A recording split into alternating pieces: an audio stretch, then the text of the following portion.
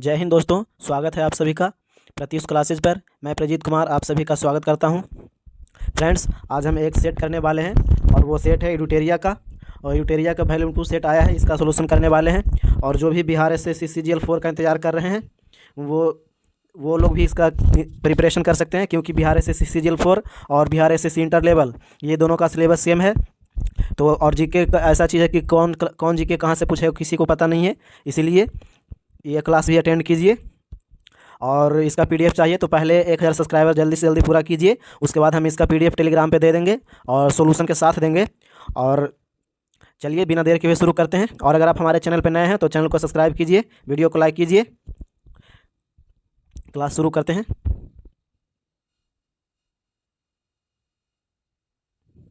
पहला प्रश्न है, 6.5 pH मान वाले 1 बिलियन में HCl की कुछ बूंदें मिलाने पर क्या प्रभाव पड़ेगा।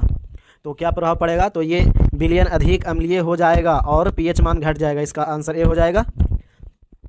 pH मान से प्रश्न आया है तो कुछ बताते हैं, जैसे कि मूत्र का pH मान 6 होता है, नींबू का pH मान 2.2 होता है।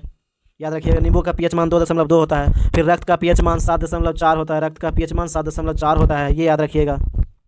चलिए अगला प्रश्न देख लेते हैं। अगला प्रश्न है, रासायनिक परिवर्तन में निम्न में से कौन सी घटनाएं हो सकती हैं। तो रासायनिक परिवर्तन में ये सभी घटनाएं हो सकती हैं, याद रखिएगा। रंग में परिवर्तन, किसी गैस का बनना और ऊष्मा प्रकाश का उत्सर्जन, चारों हो सकता है, याद रखिएगा तीनों। ऑप्शन आंसर डी हो जाएगा इसका। अगला प्रश्न देख लेते हैं।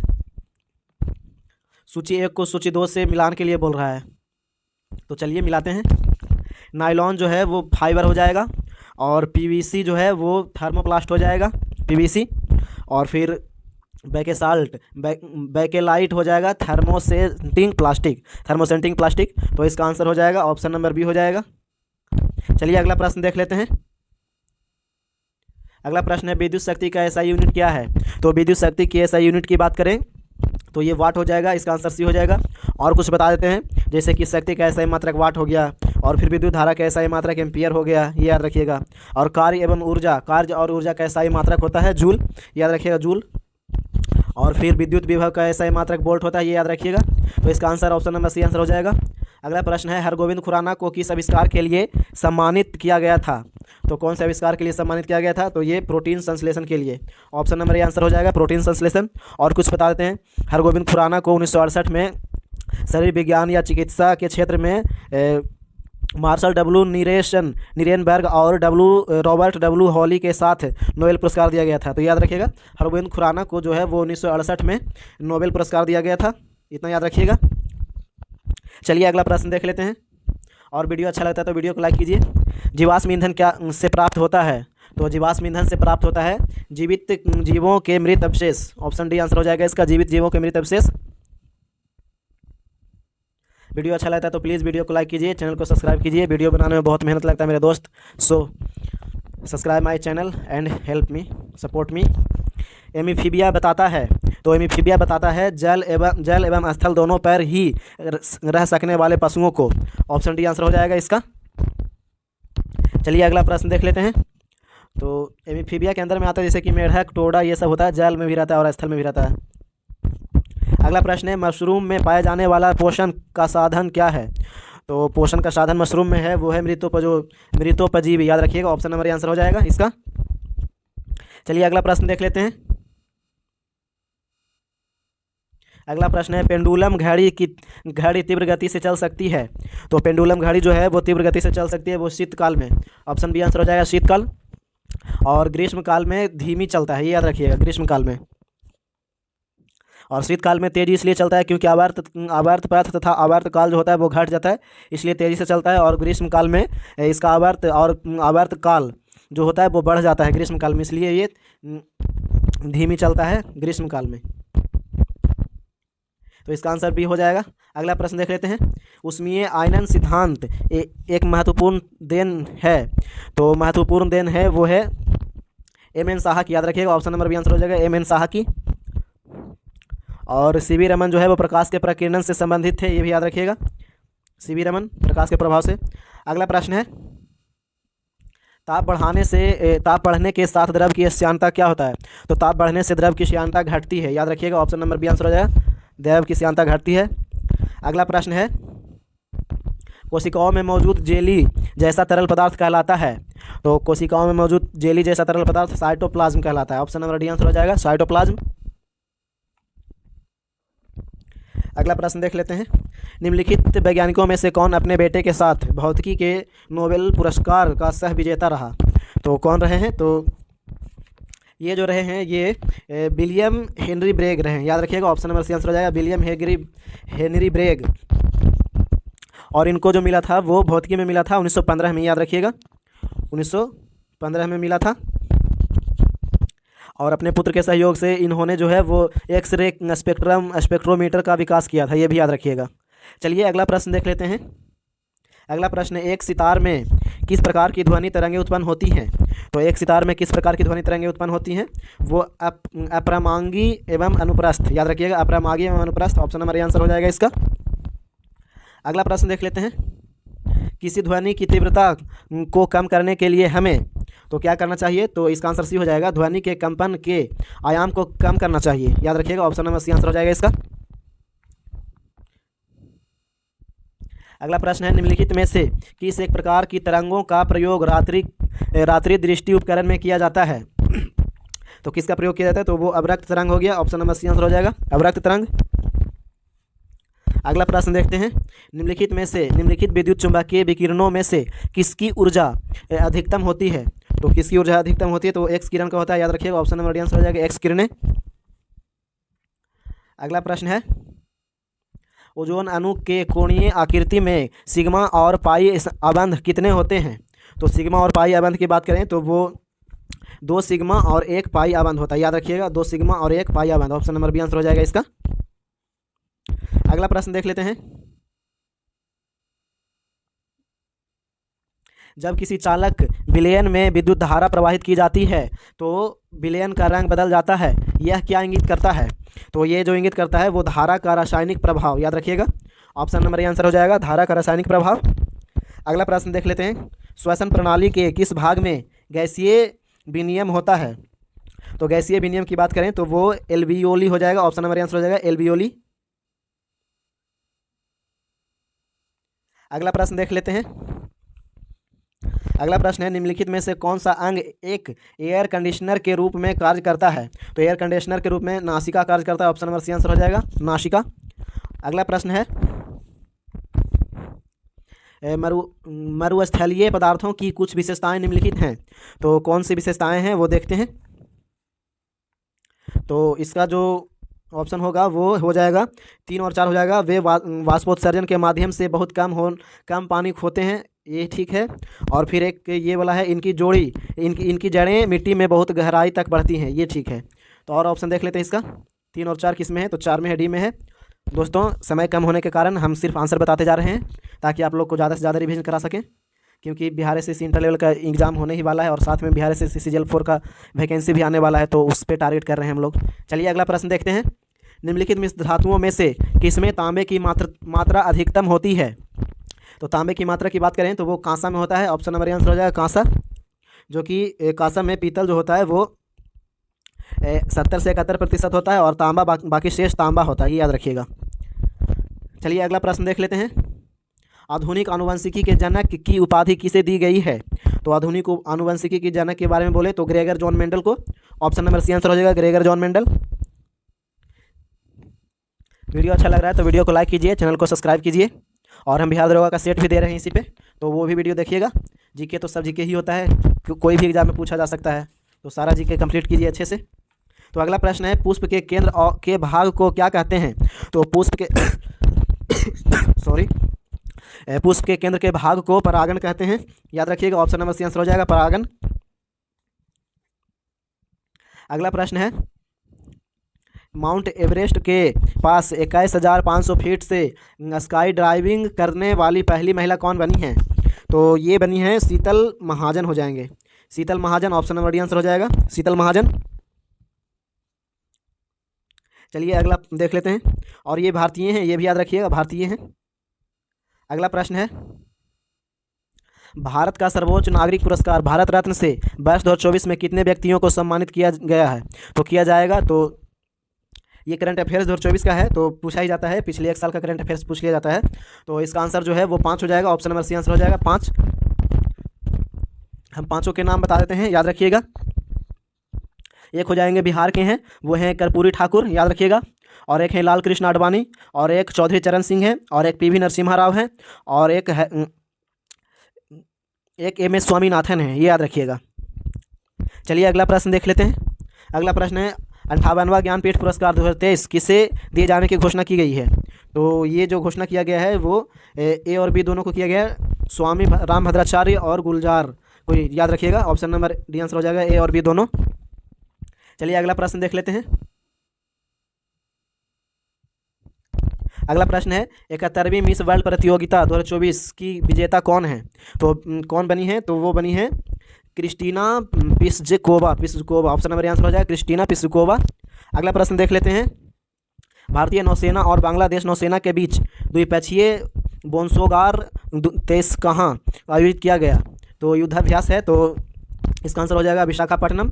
ऑप्शन नंबर आंसर हो जाएगा विशाखापट्टनम। और हम युद्धाभ्यास का एक सीरीज ला देंगे जो इसमें कि पूरा किया गया है सारा, उससे एक भी क्वेश्चन बाहर नहीं आएगा एग्जाम में, तो वो देख लीजिएगा, वीडियो अपलोड कर देंगे। चलिए अगला प्रश्न देख लेते हैं। 11 रूल्स फॉर लाइफ पुस्तक के लेखक कौन हैं? तो 11 रूल्स फॉर लाइफ पुस्तक के लेखक जो हैं वो हैं चेतन भगत, याद रखिएगा। ऑप्शन नंबर आंसर हो जाएगा चेतन भगत।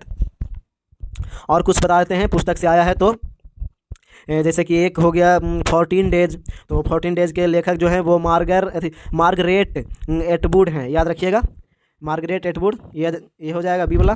और एक है कीप योर फ्रेंड्स क्लोज, तो कीप योर फ्रेंड्स क्लोज की बात करें तो ये ली कोनेन है, याद रखिएगा, ली कोनेन।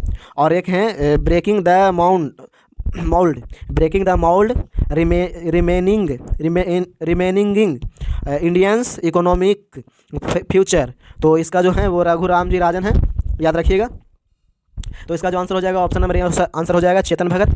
अगला प्रश्न देख लेते हैं। निम्नलिखित में से किस व्यक्ति ने चिकित्सा विज्ञान में हालिया प्रगति विषय पर मेदांता कॉन्क्लेव 2023 का उद्घाटन किया है? तो ये किए हैं नीतीश कुमार, बिहार के मुख्यमंत्री हैं माननीय नीतीश कुमार। चलिए अगला प्रश्न देख लेते हैं। अगला प्रश्न है बिहार की किस पंचायत को बाल हितैषी ग्राम पंचायत पुरस्कार दिया गया है? तो ये जो दिया गया है वो दिया गया है कोसियामा को, याद रखिएगा। ऑप्शन नंबर डी आंसर हो जाएगा कोसियामा। चलिए अगला प्रश्न देख लेते हैं। वर्ष 2022-23 में निम्नलिखित में से किस राज्य में प्रधानमंत्री जन धन योजना के तहत लाभार्थियों की अधिकतम संख्या रही? तो ये कौन से राज्य में रहे हैं? तो ये बिहार हो जाएगा। ऑप्शन नंबर आंसर हो जाएगा बिहार। अगला प्रश्न है निम्नलिखित में से किस फुटबॉल खिलाड़ी ने अक्टूबर 2023 में रिकॉर्ड 8वां बैलन डी और पुरस्कार जीता? तो ये जीते हैं लियोनेल मेसी, याद रखिएगा। ऑप्शन नंबर आंसर हो जाएगा लियोनेल मेसी। चलिए अगला प्रश्न देख लेते हैं। भारतीय स्टेट बैंक ने हाल ही में किसे अपना ब्रांड एम्बेसडर नियुक्त किया? तो ये MS धोनी के किया है, MS Dhoni MSD। Option number B answer हो जाएगा। अगला प्रश्न निम्नलिखित में से कौन महात्मा गांधी के दांडी मार्च के उद्देश्य से बिल्कुल भी नहीं जुड़ा रहा? तो ये जो हो जाएंगे वो विदेशी कपड़ों का बहिष्कार करना। ऑप्शन नंबर डी आंसर हो जाएगा विदेशी कपड़ों का बहिष्कार करना। अगला प्रश्न है 1857 के विद्रोह के दौरान बहादुर शाह ने किसे साहब आलम बहादुर का खिताब दिया था? तो ये जो दिए थे वो वक्त खां को दिए थे, याद रखिएगा। ऑप्शन नंबर सी आंसर हो जाएगा वक्त खां। और 1857 से किस प्रश्न आया है तो इसके बारे में कुछ बता देते हैं।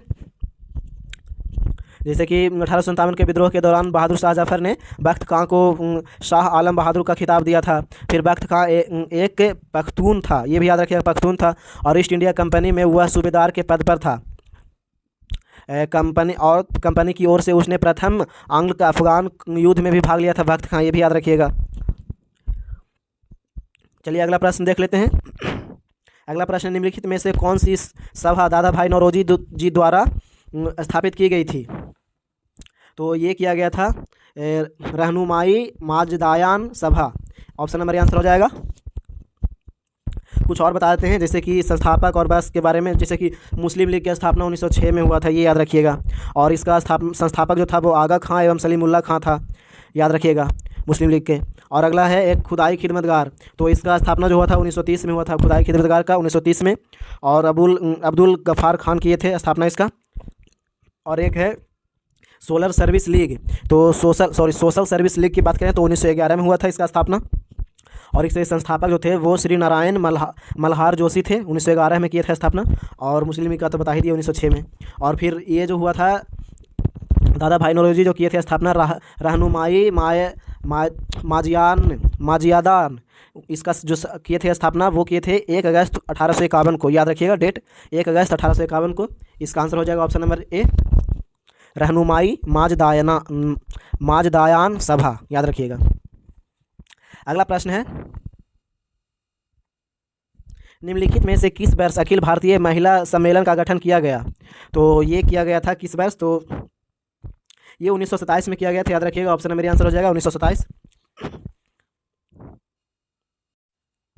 अगला प्रश्न देख लेते हैं, भारत की विदेश नीति का गुजराल सिद्धांत किस प्रधानमंत्री के काल में प्रतिपादित किया गया था? तो गुजराल सिद्धांत की बात करें तो वो किया गया था एच डी देवगौड़ा का, याद रखिएगा। ऑप्शन नंबर डी आंसर हो जाएगा एच.डी. देवगौड़ा। अगला प्रश्न देख लेते हैं, संघ में रहने वाले बौद्ध भिक्षु के लिए बनाए गए नियमों का संकलन किस ग्रंथ में मिलता है? तो कौन सा ग्रंथ में मिलता है? तो वो मिलता है विनय पिटक, याद रखिएगा। Option number D, Vinaya Pitaka में मिलता है। अगला प्रश्न देख लेते हैं, गुप्त वंश का अंतिम शासक निम्न में से कौन था?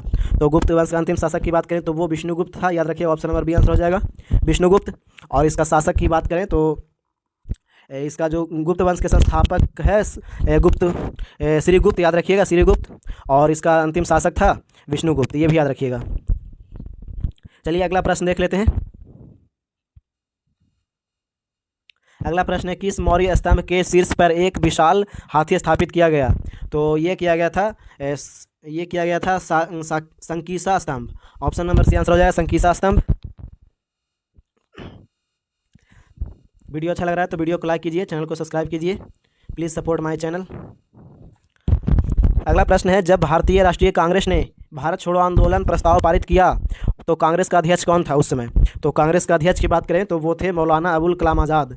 ऑप्शन नंबर बी आंसर हो जाएगा मौलाना अबुल कलाम आज़ाद। और ये जो हुआ था वो हुआ था रामगढ़ अधिवेशन में हुआ था 1940 के दौरान में, इसके अध्यक्ष बने थे, याद रखिएगा। और ये जो अध्यक्ष थे वे थे 1941 से 45 के मध्य 5 वर्षों के लिए अधिवेशन हुआ था। चलिए अगला प्रश्न देख लेते हैं, इसका आंसर हो जाएगा Maulana Abul Kalam Azad. Option number B. पांडुलिपियों का क्या महत्व है? तो पांडुलिपियों का जो महत्व है वो महत्व है प्राचीन ज्ञात विज्ञान की बातों की चर्चा, ये ठीक है। और एक है राजाओं के जीवन की चर्चा की प्राप्ति, ये भी ठीक है। और एक है धार्मिक मान्यताओं व व्यवहारों की चर्चा, ये भी ठीक है। और स्तंभ लेखों में अध्ययन, ये नहीं। तो ऑप्शन नंबर इसका आंसर हो जाएगा 1, 2 और 3। तो किस में है? वो है 2 में। ऑप्शन नंबर बी में है 1, 2 और 3 हो जाएगा इसका आंसर। अगला प्रश्न देख लेते हैं, निम्नलिखित सल्तनत शासकों में से कौन अफगान मूल के थे? तो अफगान मूल की बात करें तो वो थे लोदी, याद रखिएगा। ऑप्शन नंबर डी आंसर हो जाएगा लोदी। और लोदी वंश की स्थापना की बात करें तो ये दिल्ली सल्तनत में किए थे। तो लोदी वंश की स्थापना बहलोल लोदी किए थे 1451 ईस्वी में, ये भी याद रखिएगा। और इस वंश का शासनकाल जो चला था वो 1451 से 1526 तक चला था। और उसके बाद फिर इब्राहिम लोदी इसका अंतिम शासक था लोदी वंश का। उसके बाद फिर लास्ट 1526 में फिर पानीपत के युद्ध में हार गया इब्राहिम लोदी। तो फिर मुगल शासन शुरू हो गया उस टाइम से, बाबर जीत करके मुगल वंश की स्थापना कर दिया था 1526 में। चलिए अगला प्रश्न देख लेते हैं, भारत में प्रथम मकबरा जो युद्ध इस्लामी शैली में निर्मित हुआ था तो वो था बलबन का मकबरा, याद रखिएगा। ऑप्शन नंबर बी आंसर हो जाएगा बलबन का मकबरा। समय कम होने के कारण हम केवल आंसर बताते जा रहे हैं। अगला प्रश्न है निम्नलिखित में से कौन फारसी का प्रथम कवि था जिसने अपनी कविता में भारतीय पर्यावरण को चित्रित किया? तो वो था अमीर खुसरो, याद रखिए। ऑप्शन नंबर आंसर हो जाएगा अमीर खुसरो। और अमीर खुसरो जो था वो निजामुद्दीन औलिया के शिष्य थे, ये भी याद रखिएगा, अमीर खुसरो। और अमीर खुसरो को ही तूतिए हिंद भी कहा जाता था, ये भी याद रखिएगा। अगला प्रश्न है, निम्नलिखित घटनाओं पर विचार कर कीजिए तथा उन्हें कालक्रमानुसार व्यवस्थित कीजिए। तो इसका जो आंसर हो जाएगा वो हो जाएगा ऑप्शन नंबर ए हो जाएगा 4-3-2-1, ऑप्शन नंबर ए आंसर हो जाएगा। जैसे मोहम्मद शाह तुगलक द्वारा राजधानी का स्थानांतरण किया गया था, वो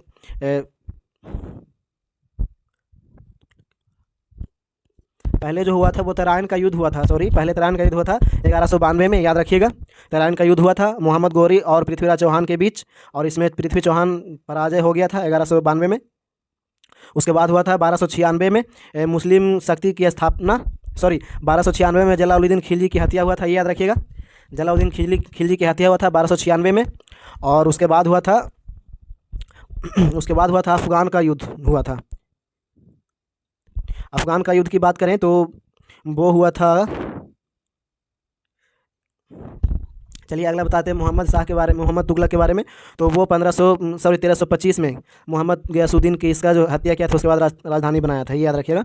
तो इसका जो मोहम्मद बिन तुगलक का जो हो जाएगा वो हो जाएगा 1525, ये याद रखिएगा। चलिए अगला प्रश्न देख लेते हैं। तो इसका आंसर ये हो जाएगा। अगला प्रश्न है, पंचायत समिति के प्रधान या प्रमुख का चुनाव कौन कराता है? तो कौन करता है? तो पंचायत समिति के अध्यक्ष हो जाएगा, ऑप्शन नंबर सी आंसर हो जाएगा, पंचायत समिति के अध्यक्ष। अगला प्रश्न है, देख लेते हैं। राज्य के नीति निर्देशक सिद्धांतों को भारतीय संविधान में शामिल किए जाने का उद्देश्य है। तो इसका आंसर हो जाएगा ऑप्शन नंबर डी, सामाजिक और आर्थिक प्रजातंत्र को स्थापित करना, ऑप्शन नंबर डी आंसर हो जाएगा। अगला प्रश्न देख लेते हैं। संघीय सरकार का सबसे महत्वपूर्ण लक्षण है। तो संघीय सरकार के महत्वपूर्ण लक्षण की बात करें तो वो संघ एवं राज्य सरकारों के बीच शक्तियों का विभाजन, ऑप्शन नंबर सी आंसर हो जाएगा इसका। अगला प्रश्न है, भारतीय संविधान को बनाने में कितना समय लगा? तो ये लगा था 2 वर्ष 18 माह 11 दिन, ऑप्शन नंबर सी आंसर हो जाएगा। 2 वर्ष 11 माह 18 दिन लगा था, उल्टा बोला गया था, ऑप्शन नंबर ए होगा इसका आंसर। 2 वर्ष 11 माह 18 दिन लगा था, ये इसका आंसर ये हो जाएगा। और संविधान सभा में के जो अध्यक्ष थे वो थे सच्चिदानंद सिन्हा, अध्यक्षता में किया गया था 9 दिसंबर 1946 को प्रथम बैठक, याद रखिएगा। और ये अस्थायी अध्यक्ष थे, और डॉक्टर राजेंद्र प्रसाद को अस्थायी अध्यक्ष बनाया गया था, ये भी याद रखिएगा। और संविधान सभा के अंतिम बैठक जो हुआ था वो हुआ था 26 नवंबर 1949 को, ये भी याद रखिएगा। तो इसको बनाने में कुल समय लग गया था 2 वर्ष 11 माह 18 दिन, याद रखिएगा। अगला प्रश्न है, भारतीय संविधान के निम्न में से किस अनुच्छेद के अंतर्गत अनुच्छेद 19 स्वतः निलंबित हो जाते हैं?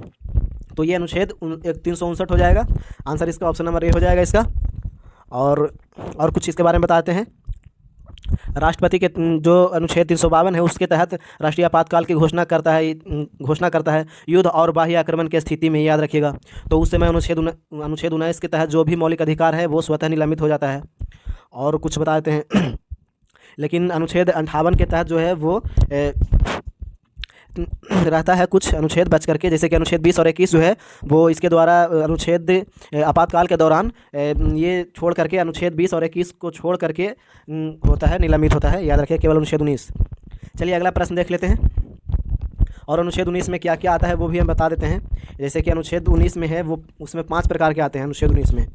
जैसे अनुच्छेद 19 के ए में हो गया अभिव्यक्ति या फिर बोलने की स्वतंत्रता, जिससे प्रेस की स्वतंत्रता हो गया। और फिर अनुच्छेद बी में हो गया 19 के बी में, और 19 के ए में अभिव्यक्ति और बोलने की स्वतंत्रता। और अनुच्छेद 19 के बी में हो जाएगा सभा करने की स्वतंत्रता, लेकिन शांतिपूर्वक किया जाएगा बिना हथियार के। तो और अनुच्छेद 19 के ए के सी हो जाएगा, वो हो जाएगा संघ बनाने की स्वतंत्रता। और अनुच्छेद 19 के डी हो जाएगा भारत में भ्रमण की स्वतंत्रता, ये याद रखिएगा। और अनुच्छेद 19 के 1 के ई हो जाएगा भारत के अंदर किसी भी क्षेत्र में निवास करने की स्वतंत्रता। और अनुच्छेद एफ जो है वो निलंबित हो गया था, वो अनुच्छेद 19 का 1 का एफ जो है वो संपत्ति का अधिकार था जिसे निश्चित कर दिया गया था, और वो हुआ था 44वां संविधान संशोधन 1978 में, ये याद रखिएगा। और अनुच्छेद 19 का 1 का जी है वो व्यवसाय करने की स्वतंत्रता है। और प्रेस की स्वतंत्रता भी 19 के 1 के ए में ही है, ये याद रखिएगा। चलिए अगला प्रश्न देख लेते हैं। भारत के प्रधानमंत्री होते हैं तो ये इनका नियुक्ति होता है, याद रखिएगा। ऑप्शन नंबर ए आंसर हो जाएगा, नियुक्ति। और अनुच्छेद 75 के तहत राष्ट्रपति इनकी नियुक्ति करते हैं। अगला प्रश्न है, सूर्य और पृथ्वी के बीच न्यूनतम दूरी को कहते हैं। तो सूर्य और पृथ्वी के न्यूनतम दूरी को उपसौर कहते हैं। ऑप्शन नंबर सी आंसर हो जाएगा, उपसौर। और उपसौर जो होता है वो 3 जनवरी के दिन होता है, याद रखिएगा डेट। और फिर उपसौर के दिन सूर्य और पृथ्वी की न्यूनतम दूरी 14.71 करोड़ किलोमीटर की दूरी हो जाता है, न्यूनतम दूरी। और फिर एक है अपसौर है, तो इसके बारे में भी बता देते हैं। अपसौर जो है वो 4 जुलाई के दिन होता है, ये याद रखिएगा, अपसौर। और इस समय सूर्य और पृथ्वी की अधिकतम दूरी जो है वो 15.21 करोड़ किलोमीटर हो जाता है अपसौर के दिन, 4 जुलाई को। और फिर एक है विषुव, तो एक बसंत विषुव होता है, याद रखिएगा। तो इसका जो होता है वो 23 सितंबर और 21 मार्च को होता है। संपूर्ण पृथ्वी के दिन एवं रात जो होता है वो बराबर होता है। और 23 सितंबर को शरद विषुव कहते हैं, और फिर 21 मार्च को बसंत विषुव कहा जाता है, ये याद रखिएगा। अगला, तो इसका आंसर हो जाएगा ऑप्शन नंबर सी, उपसौर। अगला प्रश्न है, निम्नलिखित में से किस भारतीय राज्य की सीमाएं भूटान राष्ट्र के साथ नहीं मिलती है। तो भूटान राज्य के साथ नहीं मिलता है वो मेघालय है। ऑप्शन बी हो जाएगा, मेघालय। अगला प्रश्न है, दिए गए इसका सुमेलित करने के लिए बोल रहा है, तो कूट 1 को कूट 1, सूची 1 को सूची 2 से मिलाना है। तो यहूदी जो हो जाएगा वो इजराइल हो जाएगा, यहूदी का इजराइल यानी 1 का 4। और डेटा जो है वो लीबिया हो जाएगा, डेटा लीबिया 2 का 3 हो जाएगा, बी का 3। और फिर बेजा जो है वो मिस्र हो जाएगा, बेजा मिस्र यानी सी का 1। और फिर लूर जो है वो ईरान हो जाएगा, 4 का 2। तो इसका आंसर हो जाएगा ऑप्शन नंबर डी हो जाएगा, याद रखिएगा। अगला प्रश्न देख लेते हैं। वीडियो अच्छा लग रहा है तो वीडियो लाइक कीजिए, चैनल को सब्सक्राइब कीजिए। नया चैनल बनाए हैं आप लोग, सब्सक्राइब कीजिएगा तब तो जल्दी से 1000 सब्सक्राइबर होगा। निम्नलिखित में से किस प्रकार के मेघ में कौन से आकाश में उच्चतम स्तर में दिखाई पड़ते हैं। तो कौन से मेघों में उच्चतम आकाश दिखाई पड़ते हैं, तो ये हो जाएगा पच्छाव मेघ, याद रखिएगा। ऑप्शन नंबर बी आंसर हो जाएगा, पच्छाव मेघ। अगला प्रश्न देख लेते हैं। निम्न 4 नदियों के नाम दिए गए हैं। लंबाई की दृष्टि से नदियों का घटता हुआ क्रम सबसे लंबी से प्रारंभ कर सबसे छोटी तक क्या होगी। तो इसका जो हो जाएगा वो हो जाएगा, पहले तो गोदावरी हो जाएगा 1 नंबर में, तो यानी 3 से स्टार्ट होगा। तो 3 का स्टार्टर तो एक ही गो में है, ऑप्शन नंबर डी में है, तो इसका आंसर डी हो जाएगा। चलिए चारों नदी का हम बताते लंबाई। गोदावरी नदी का हो जाएगा 1465 किलोमीटर। उसके बाद कृष्णा हो जाएगा, तो कृष्णा का हो जाएगा 1400 किलोमीटर। उसके बाद नर्मदा हो जाएगा, तो नर्मदा का हो जाएगा फिर नर्मदा का 1312 किलोमीटर हो जाएगा। और महानदी का हो जाएगा 851 किलोमीटर महानदी। तो इसका आंसर ऑप्शन नंबर डी हो जाएगा।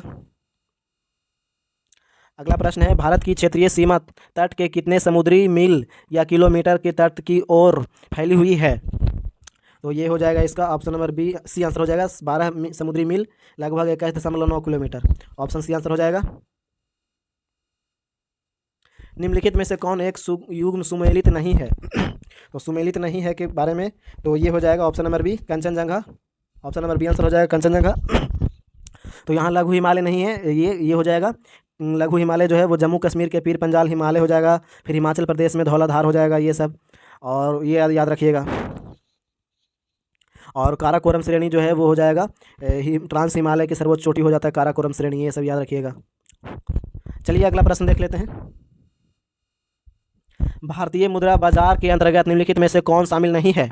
तो भारतीय मुद्रा बाजार की बात करें तो वो भारतीय औद्योगिकी विकास बैंक। ऑप्शन नंबर सी आंसर हो जाएगा इसका, उसका सी आंसर था। अगला प्रश्न देख लेते हैं। भारत में नाबार्ड बैंक पुनर्वित्त उपलब्ध नहीं कराता है। तो इसका जो नहीं कराता है वो निर्यात आयात, याद रखिएगा। ऑप्शन नंबर सी आंसर हो जाएगा, निर्यात आयात। और ग्रामीण विकास बैंक की बात करें तो नाबार्ड अर्थात राष्ट्रीय कृषि और ग्रामीण विकास बैंक इसका होता है। तो इसका 1982 में स्थापना हुआ था। अगला प्रश्न है, किस बजट में वित्त मंत्री ने उदारीकृत विनियम दर प्रबंधन प्रणाली की घोषणा की। तो ये किए थे यूनियन बजट 1992-93 में, याद रखिएगा। ऑप्शन नंबर सी आंसर हो जाएगा इसका। अगला प्रश्न है, रामसर सम्मेलन किससे संबंधित है। तो रामसर सम्मेलन की बात करें तो ये संबंधित है आर्द्र भूमि संरक्षण। ऑप्शन नंबर डी आंसर हो जाएगा इसका। और पहली बार आर्द्र भूमि संरक्षण का सम्मेलन हुआ था 1971 में, इसका हस्ताक्षर हुआ था, ये सब याद रखिएगा। चलिए अगला प्रश्न देख लेते हैं। अगला प्रश्न है, सभी जैविक यौगिक का अनिवार्य मूल तत्व। तो अनिवार्य मूल तत्व की बात करें तो वो वो हो जाएगा carbon. Option number C answer हो जाएगा कार्बन। अगला प्रश्न है निम्नलिखित में से कौन सा सही सुमेलित नहीं है। तो सही सुमेलित नहीं है तो वो हो जाएगा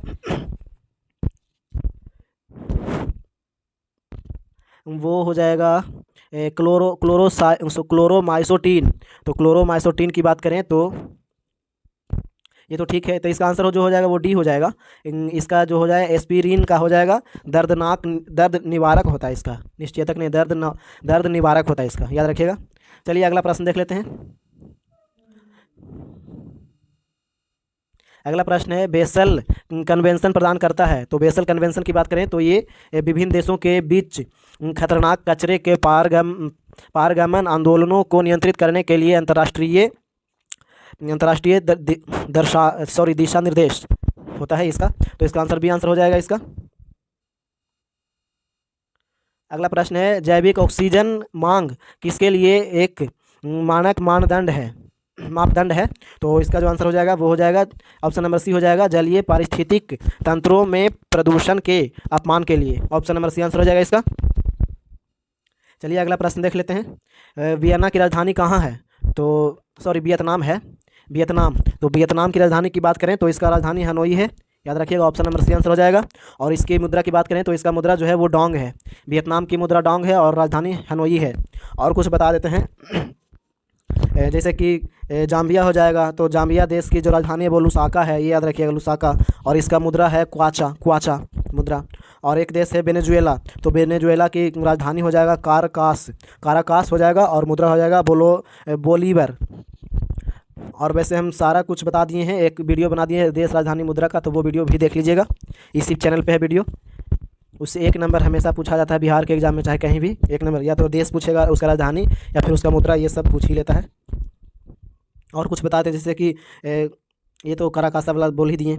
और फिर एक हो गया कजाकिस्तान। तो नूर सुल्तान हो जाएगा उसका राजधानी और मुद्रा जो हो जाएगा कजाकिस्तान की तो टेनगे हो जाएगा, टेनगे। चलिए अगला प्रश्न देख लेते हैं।